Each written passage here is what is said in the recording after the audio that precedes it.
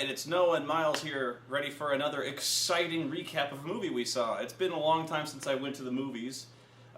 Went to Austria, been jet lagged as hell, and I'm getting to work on DOA and Final Fantasy X-2, which are going to be some of the bigger reviews you've ever seen me do, so maybe a little while before you see a video. Hopefully I'll get DOA out in a week or so, but I had to get out of the house, so I was like, we're seeing Contagion.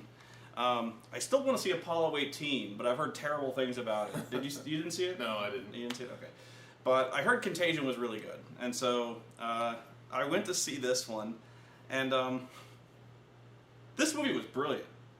I really liked it. Yeah, it was really, really brilliant.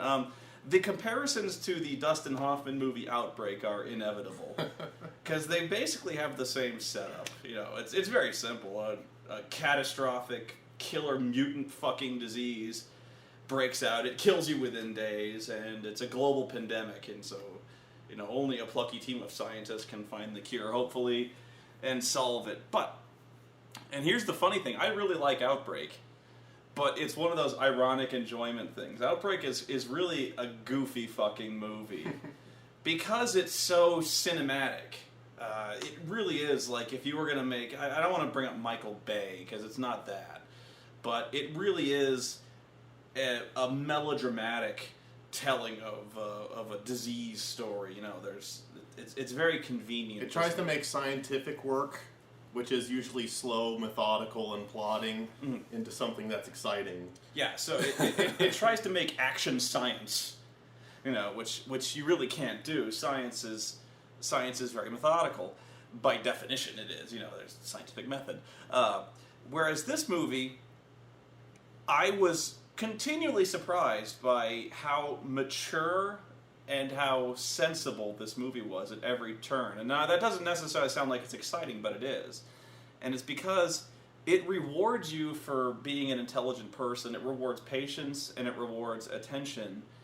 And it really exposed me as the jaded viewer that I am today. Really, no, because this entire movie, I was looking for the twist. I was looking for the big gotcha moment in this flick, because you know, Outbreak was full of those.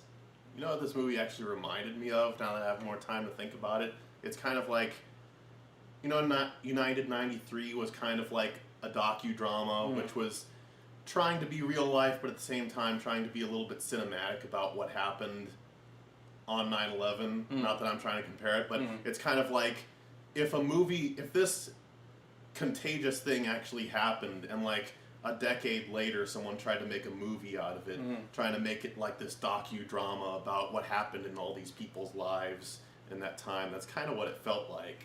Yeah, I don't want to say it felt like a documentary. Docudrama is probably closer, but it's surprising how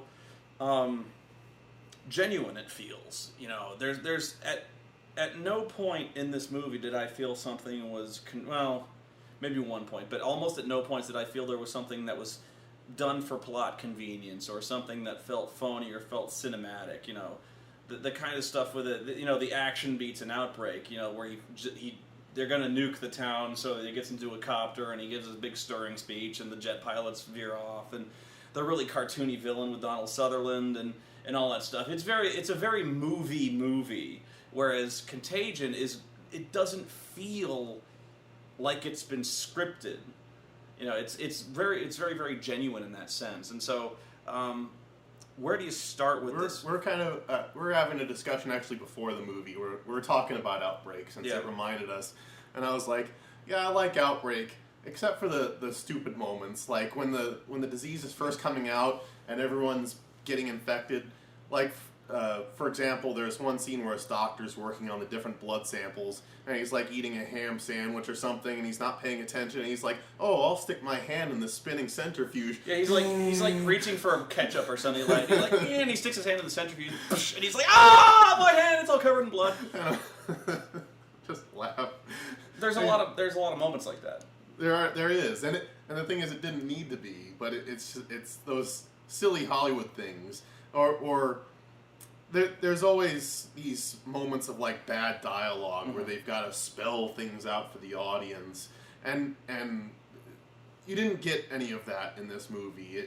It felt like it was just playing out. Like, it wasn't talking down to its audience. It was just like everyone else. It just went along. Yeah. What do I say? I'm trying to not. We're gonna have to give spoilers at some point. Are there spoilers to give though? Because like, there's a disease breaks out. Really, the only question is whether or not everyone in the world dies. That doesn't happen. But it's really impressive top to bottom, and I don't even want to talk about the acting so much. It really is a star-studded cast.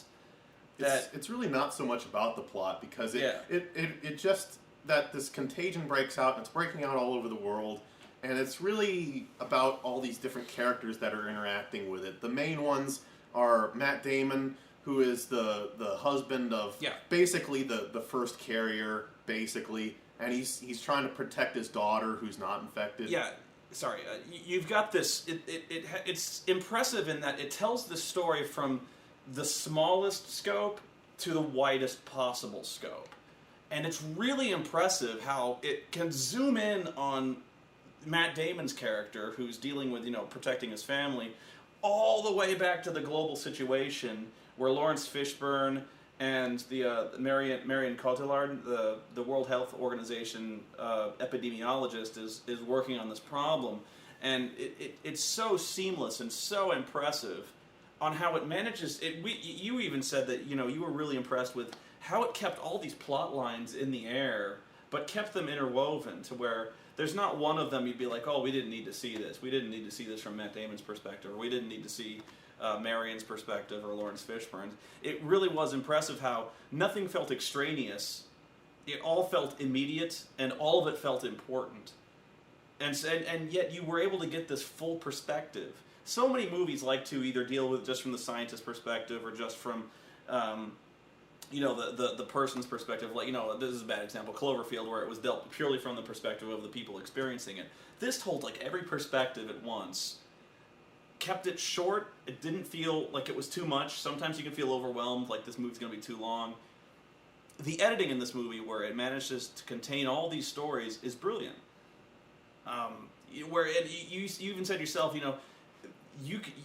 it's so efficiently shot that you get this global perspective, and that you still could believe this was shot for not that much money. Yeah, I was saying that it seemed brilliant in that it felt like an independent movie, kind of, because it was close and personal, but at the same time, like I was saying, you could have told me this was made for $30 million or whatever the small budget film is made these days, but it felt like an epic movie because it spanned all across the globe. We were in Hong Kong, we were in Europe, we were in America, we're all over. We're getting scenes of like this global pandemic where we're seeing these stadiums which are filled with sick. We're seeing army close down cities. We're seeing rioting in the streets, but at the same time, that was done through effective directing and not through millions of dollars in CGI. Like, you see the shot of 10 Humvees with military personnel, and you see a crowd of people, and that gives you the impression that the military is closing down. You don't need to see this epic thing of helicopters flying in, jets going overhead. That you fool the audience by thinking it's something bigger by showing a large crowd but not having to show too much. Mm-hmm. Yeah, it's really the honesty, if that's the right word, that draws me to this movie, is because I just lost my train of thought. There's no clear villain in this movie. There is a villainous character in this, but he's not the villain. There's no mustache twirling bad guy. Everyone here is pretty much on the same side. They're trying to knock this thing out, but that's not to say they don't have their own agendas. There's people with their own political agendas. There's economic motivations, and there's professional motivations. There's bureaucracy, and really that's probably the biggest enemy in this movie is bureaucracy. There's nothing cinematic about a scene where somebody's on the phone saying like, well, there's no aha moment where somebody goes, I've got the cure, we're saved. Somebody's on the phone saying, even if we get the cure, we've got to go through CDC, we got to go through development of the vaccine for billions and billions of people. we've got to deal with distribution, we've got to deal with human testing. And even if it passes human testing, it's going to take months. Excuse me, that's for me. Even if there's months of human testing, there's months of manufacture, there's months of distribution. We got rioting to deal with. We got, there's sensationalism. There's all this stuff, and you're just dealing with. It's for once you're actually siding with the government on this issue. It's kind of funny. The government's always the bad guy. In Outbreak, the government's the one who's hiding the cure. The government's the one who wants to drop an incendiary bomb on the victims to cover things up. In this one, it's full of nice people. They have their own agendas, sure, and there's professional rivalries and stuff like that. But it's so uncinematic in the sense that they just don't go, we have a cure, we're all saved, and then they cut to a peaceful field and people are in the park playing. Even if they find the cure, it's not a solution because we're dealing with the real world here. We're dealing with something where if this were a real plague that we're breaking out... Well, it deals with it like it deals with any natural disaster, like a hurricane or a tornado or something like that. It's not about fighting something, it's about dealing with it the best you can. And that goes from either the personal stories of Matt Damon, or also you have Lawrence Fishburne, who's the head of the CDC. He's just trying to do the best he can with what he's got. Yeah, which ain't much. It's not a matter of like Outbreak where you contain a town. He's going, where do we have outbreaks? Hong Kong, Michigan, Utah, Arizona. Oh, wow. Well, we'll send out a warning for people not to be around each other. Yeah, don't touch each other, don't breathe on each other. But other than that, there's not much more we can do. Well, he does everything he can with the tools he's got. He issues a warning, don't go out in public, and he says, we're going to try to analyze and narrow this thing down and figure out how it grows. And the media and everyone's trying to pressure him into what are you doing? What are you doing? He's just going, we've got scientists working on it. I'm sorry, they can't work faster. It's science. That's it's the process at which it goes. It's slow. And this is a disease that moves rapidly. So that's really the story of this movie. Is it deals with what would actually happen. At least one would assume. A more realistic. Let's be fair. Let's go that far. A more realistic depiction of what the actual response would be to this kind of disaster, So you've got Matt Damon's character who sees this. What I don't think he perceives it to be unfair, but at the street level, the government doesn't seem to be doing anything. They're rationing supplies. They run out. There's food lines. People are nervous. The government looks kind of guilty on TV because there's alleged rumored cures and people don't know what's going on. People want attention because their families are sick, and so you've got this. You're dealing with from his perspective, and then you've got the wider scale. You got Lawrence Fishburne dealing with the wide scope. He's dealing with numbers at this point. He's dealing with how many people are going to get exposed per infection. How do we quarantine this, and how do we get this done with as quickly as possible, with as few deaths as possible. So it really is that response. This movie is the story of the response that would happen to this kind of disaster, which ain't. There's not going to be any kind of heroic measures that are taken here. It's you got to be smart and you got to be fair, and so it really is that public perception of the government or the lack of government's attention that goes into this, and then it goes into like global politics where the Chinese, they're scared. The Chinese, they have billions and billions of people in China as well.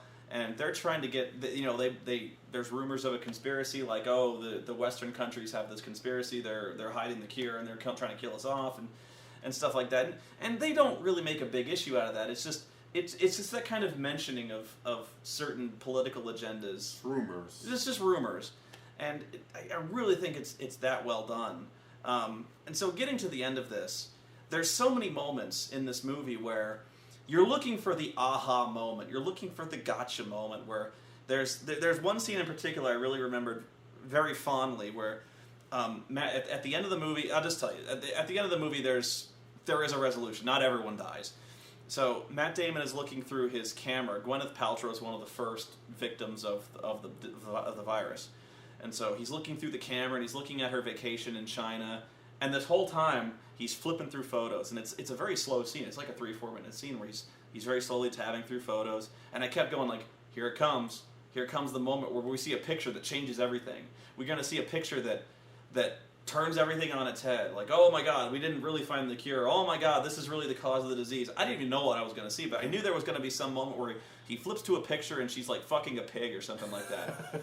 And we're going to be like, oh my God. Yeah, there's going to be a dun-dun-dun moment.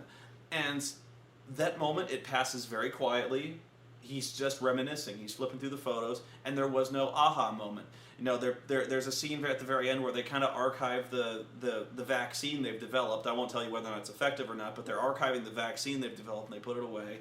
And I kept expecting there to be some kind of aha moment where either they already had the cure the whole time, or it was some cure they debunked earlier, or maybe there really was some kind of conspiracy to wipe out Shine or something like that.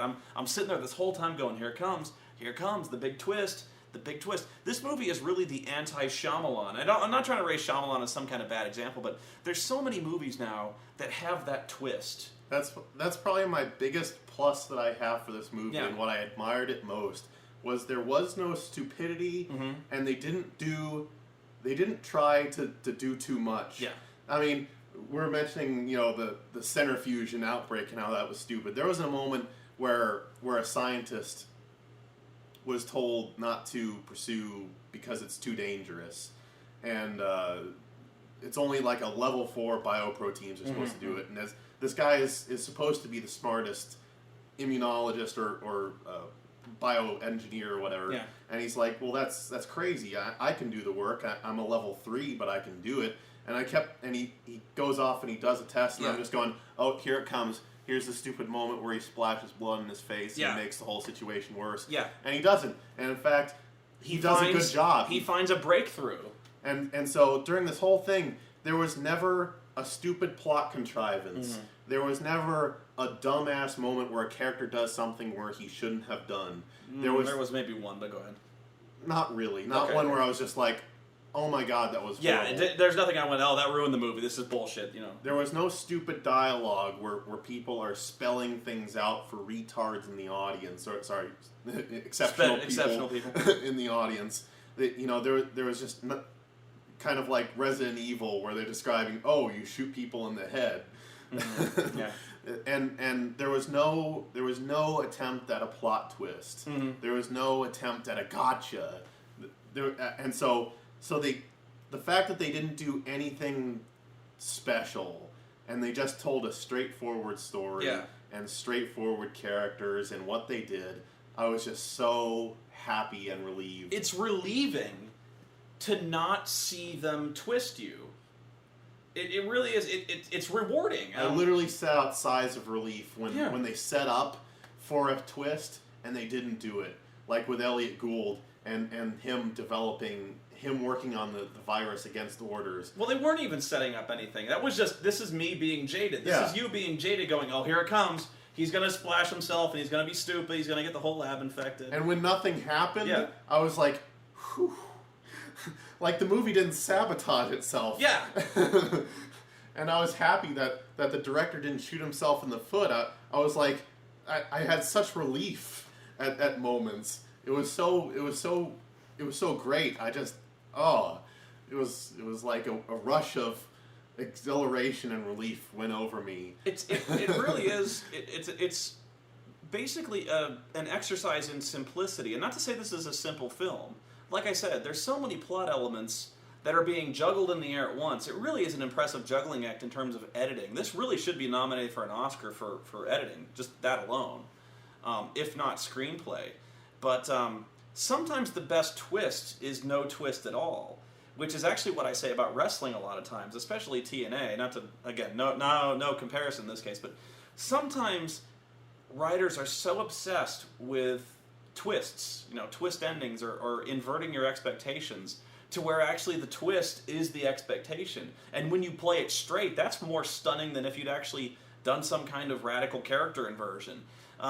This really is a straightforward story told really well. And that I'm making it sound more boring than it is. And this is by no means a boring movie. Well, no, take like the Matt Damon storyline where he's got his daughter and he's basically trying to protect her from the virus. And while everything else is going around, like the whole city is turning to shit, everyone else is getting infected, and he's basically like quarantining her in the house, and she understands it, but at the same time she's resentful. She's resentful because she's missing out on her life, but at the same time, and again, I don't mean to spoil too much, but it's just like nothing exceptional happens, but that's a good thing. It's just characters working out their issues. They realize the situation and they deal with it the best they can. There's no scenes of people trying to break into the house. There's no scenes of, oh, the daughter might be sick or might not be sick. That's another moment where Matt Damon is looking out the window and he sees a house being broken into by people with shotguns, and so he gets a shotgun himself for safety. But there's never a moment where he actually has to defend his home. It's just that it's a good character moment because you see him preparing to defend himself, but it doesn't get cinematic in that he gets involved in some kind of radical shootout. Again, it's almost anti-cinema in that sense, but it's brilliantly done because you have this really, probably the most expansive storyline you could possibly have. It involves everyone in the world, and yet there's character moments. There's moments where he has to defend his house. He arms himself, but it never really goes. It doesn't really go anywhere, which you might, I don't know. But there's also a scene where Lawrence Fishburne is trying to save his wife or his girlfriend or whatever you want to call it, fiance. Let's say fiance. And so there's so many moments where you have these. Probably one of my favorite moments is when Matt Damon goes to the not the coroner, the rest home, the funeral home. Funeral home, and he's trying to bury his wife, and they won't take the body. I mean, in the grand scheme of things, does that have anything to do with the pandemic at large? No. But it's a great character moment. You're seeing how this affects Matt Damon on a personal level because it shows the paranoia of people who aren't infected. He's like, I got insurance issues to deal with. Everyone has issues. Everyone has bureaucracy they got to deal with from top to bottom. Exceptional work, really.